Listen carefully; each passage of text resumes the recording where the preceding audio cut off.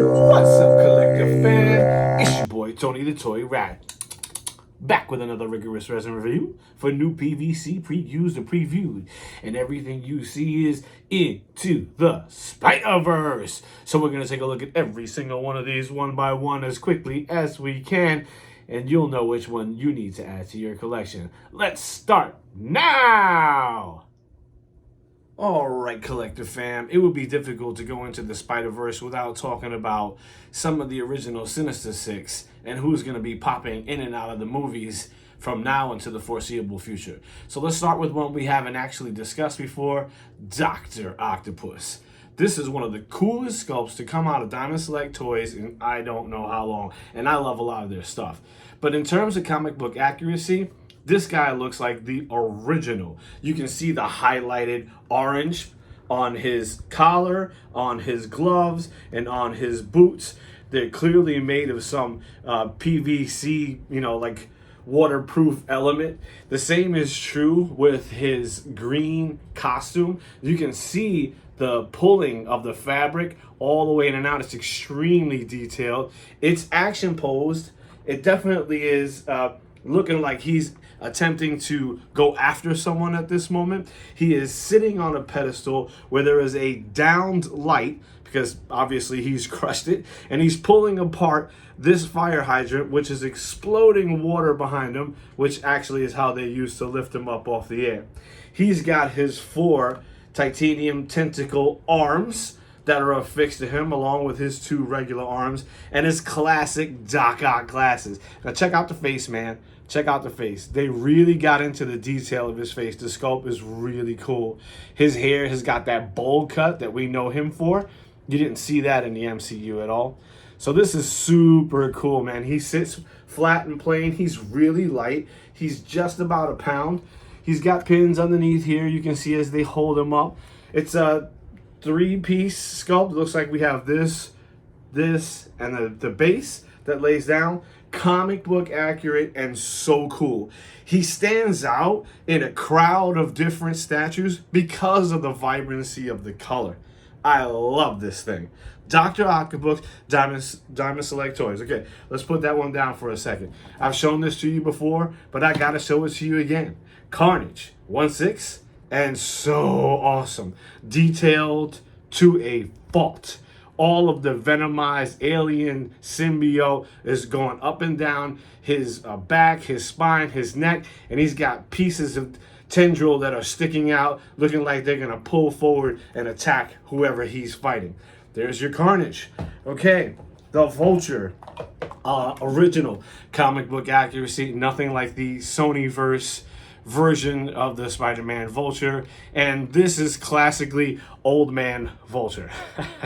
And if you go back to the comic books and figure out why he wanted to become the Vulture, or who he was and why he wanted to steal and become an enemy of Spider-Man, it's actually kind of a funny story.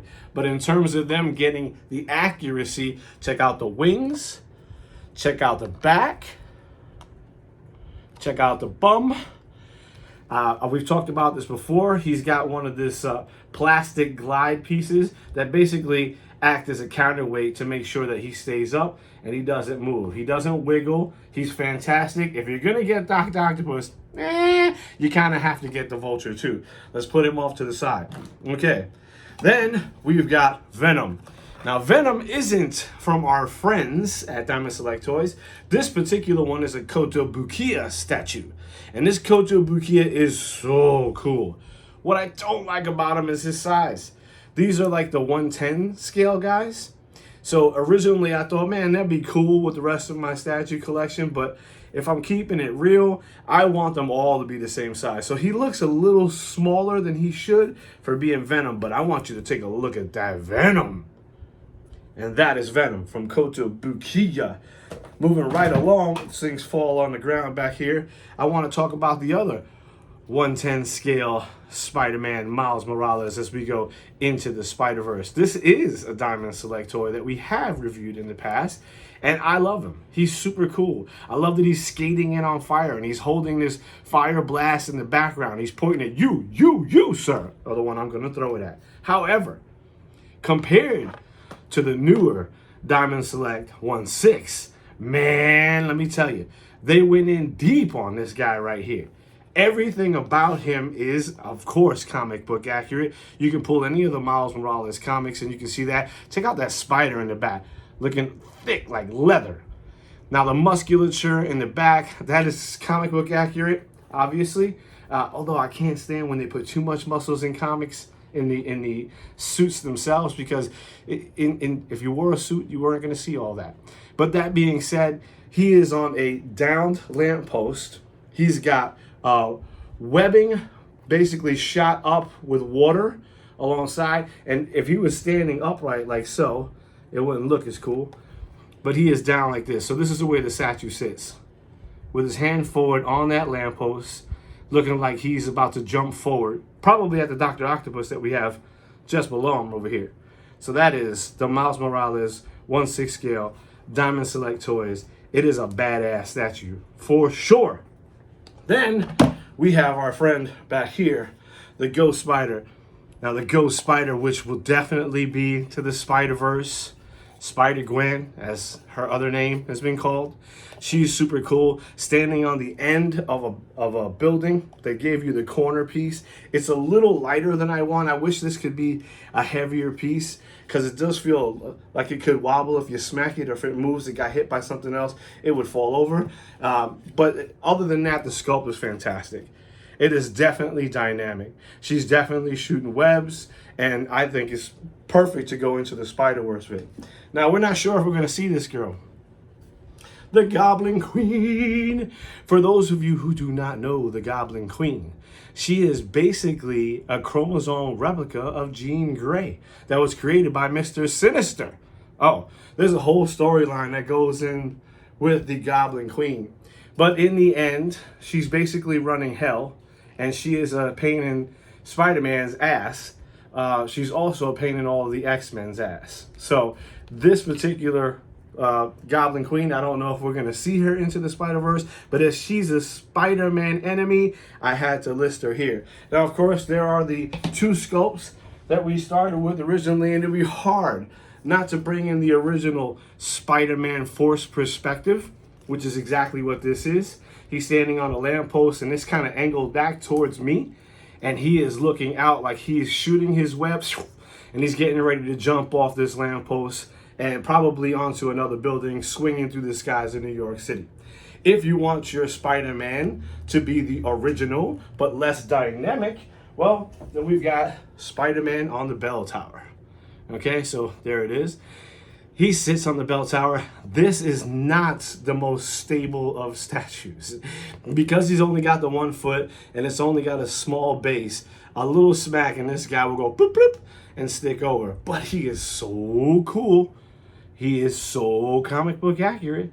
And he should so be into the Spider-Verse. All right, guys. That is currently all of the villains, all of the characters that I have that should be seen inside the Spider-Verse, or into the Spider-Verse Part 2 as they're coming out. There's the Goblin Queen, there's the Venom, here's the Dr. Octopus, here's the original Spider-Man on the bell tower, Miles Morales, the 110, then Miles Morales, the 1/6. Then we got the Vulture, which is over here, which is so cool. You guys can't not have these. And then, of course, we have Carnage, which is, it belongs in everybody's piece, whether you're going into the Spider-Verse with your characters or not. Okay, guys, that is all the ones we have to date. We are looking forward to picking up Kraven. We are looking forward to picking up Electro, and we are looking forward to picking up the Sandman. And as soon as they come out, we're going to unbox them and show them to you all. If you got any questions, comments, or concerned about anything that you have seen right now, leave it in the comments. I am interested in talking about it with you. We're also got a bunch of collaborations coming up with the artists, the people who draw, ink, and color for all these comic books, so they can tell us whether or not they think this is up to par. Okay, guys, that's it. This has been Tony the Toy Rat, and I'm out.